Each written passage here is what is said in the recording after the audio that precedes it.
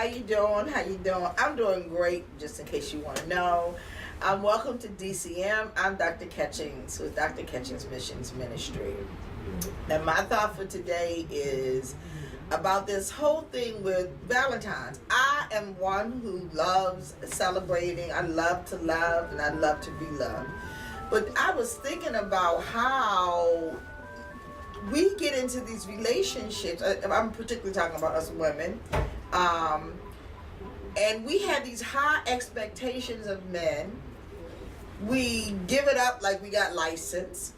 We fall in love or infatuation, or we just want to be loved, touched, and needed so badly that we are so disappointed and we settle for anything. We just mess ourselves up. I just was thinking about that.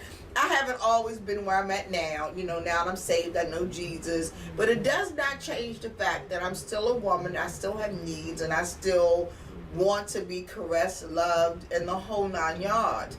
Because of life experiences, I've decided, my husband just passed. I'm not in no rush to get married, but I'm not going to throw my body away like I got license either. But what I was really thinking about is how women have the tendency, not all of us, but certainly some of us, have the tendency to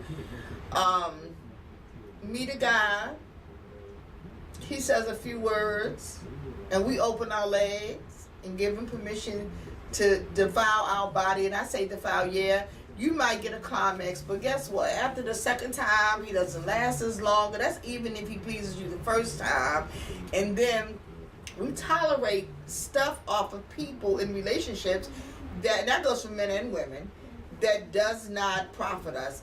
You know what I'm saying? Well, I guess no, I don't want to say you know what I'm saying, because I don't want to assume that you know. What I really want to say is it's time that we start putting value on our own selves, that we raise the bar on us and not other people. We can't expect people to please us and love us and give us what we need when we're not willing to totally be honest with ourselves or love ourselves. We're not totally honest about the fact that, I messed up behind what you did to me, or I really thought that we had something and you just wanted a piece of tail. And what makes it even worse, I gave you the tail. We don't want to be honest with our own selves about we put ourselves in these predicaments and these situations, and then we get upset because the person that we thought that we wanted doesn't want us, or we hop in bed with him and he's a minute man. You're not in love, so you're not really willing to tolerate it. It's not the size or the gesture that you want. And we're not even dealing with the fact that you're not married and you're not saved. And if you count all the men that you've been with the women that they've been with too. You said, well, is that really possible? Yes it is. You know why? Because when we experience climax and we experience intimacy, your spirit is open. Your spirit man is open. So everything that's in me transfers to you, and whatever's in you transfers to me when we're intimate. So when we reach that climax, our spirits open up, and all the men that I've been with, that spirit is transferred to you, and all the women that you've been with, that spirit has been transferred to me. And when you say, well, you can't prove that, well, check this out. When you wake up and he or she is gone, and you acting out of character, you're being somebody that you were not normally, like you've had an attitude, or you get angry real quick, and that's out of character. Where do you think that spirit came from? And we only been with one person. What makes you think? I'm delivered of eye allergies. My eyes run from time to time. But anyway, where do you think that comes from? What happens the night before you and this guy are together, or you and this girl are together? Y'all have this sex. It may be grand, it may not be grand, it may be a quickie, it may be it wasn't what I wanted, he too small, she too big. It could be a number of things. But when you leave each other and that next day occurs and you have an attitude, or you're irritated, or you just don't want to be bothered, and that's not your normal character, don't you realize that the spirits that were in that mate of yours transferred to you when your spirit became open? I hope you understand what I'm trying to say. I guess what I really want you to know is it's Valentine's. Don't make a mistake that you're going to regret later on.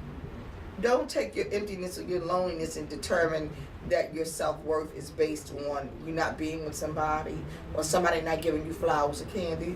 Look yourself in the mirror and tell yourself how great you are, that you love yourself, and that the greatest gift that God has ever given you was Jesus, and next to Jesus, it was you. Love yourself this Valentine's Day. Don't put expectations on people who may not even know what you want because you didn't have the courage to tell them. You didn't have the courage to say, baby, let's go away. Instead, you just tolerated a box of chocolate, and you know you didn't want chocolate. But you didn't ask for what you wanted either. You know, we live in a day and time when there's no reason for any adult to feel like he or she can't say what's on their mind. In a respectful way, of course. But nevertheless, still to say it. To walk around sad and miserable when you are full of life, find yourself. Know that you are greater than the person that you're trying to be with. Don't let a woman or a man define your destiny. You define your own destiny. You write your own story. You love your own self, and stop thinking that somebody else can please you better than yourself. And you know, and I know, there are more things to life than just looking at somebody and having somebody want you for no reason other than sex. And I'm not putting the sex down. I just think that, you know, I need you to love me. So you need, if my body is good enough for you, then I'm good enough for you to marry. And we women, we look at men and we wonder why they don't want to marry us. We got babies all over the daggone place. 20 different babies and 20 different baby daddies.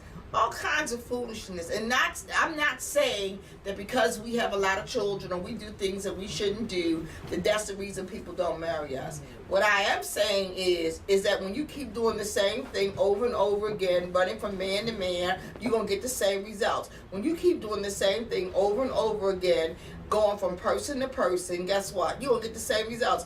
If you can't find a woman that loves you just the way you are, what kind of woman are you looking at? What's your choice? What do you really want? I mean, you know, some people like sleaze buckets. Well, if that's what you like, that's good. But when you get the sleaze bucket, don't complain, because that's what you like. That's what you want. You choose women based on whatever you choose them. And ladies, you choose men based on whatever you choose them. But the truth of the matter is, you get what you get when you settle for what you settle for. You need to not look at somebody else and value them or devalue them. You need to look at yourself and value yourself and make your selections on what you really, really want in life. Don't spend your time on foolishness.